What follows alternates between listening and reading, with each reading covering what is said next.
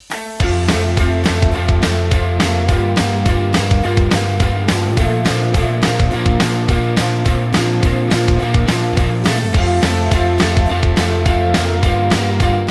journée s'inscrit dans une réflexion globale du GVA de Mauriac-Plot-Salaire sur la valorisation du bois bocagé. Plusieurs journées ont déjà été organisées sur la valorisation en plaquettes litières et une problématique quant à la valorisation en bûche a été mise en avant par le GVA.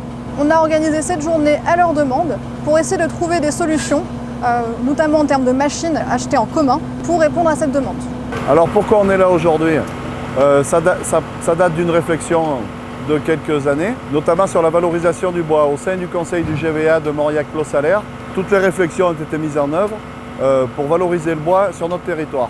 Alors cette journée Innovaction va permettre aux agriculteurs de bien se rendre compte du potentiel de chaque appareil.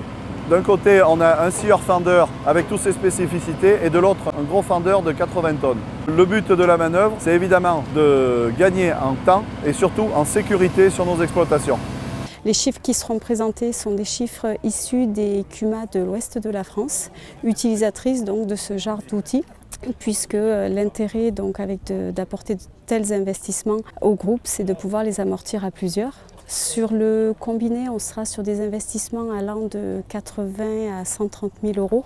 En ce qui concerne donc la fendeuse, on est sur un investissement pareil qui peut aller donc de 30 à 70 000 euros. Ce sont des chiffres toujours issus de CUMA, hors subvention et hors main-d'œuvre. Je suis intéressé aujourd'hui pour voir le fonctionnement de ces nouvelles machines. Aujourd'hui, je passe à peu près 40 stères de bois à l'année. Du coup, pas équipé sous l'exploitation avec un petit fendeur de 15 tonnes. Aujourd'hui, on a moins de temps dans les exploitations à passer du temps à faire du bois. Aujourd'hui, on a des machines qui font du rendement. On a dit tout à l'heure 10 stères à l'heure. Donc, c'est vrai que c'est quand même assez important pour nous. L'achat du matériel est cher, mais bon, quand on a 40 adhérents comme nous, on arrive bien à amortir la machine. Et c'est vrai qu'après, ça ne fait pas un coût du bois très élevé. Nous, notre fonctionnement, on a un adhérent qui s'occupe de la machine.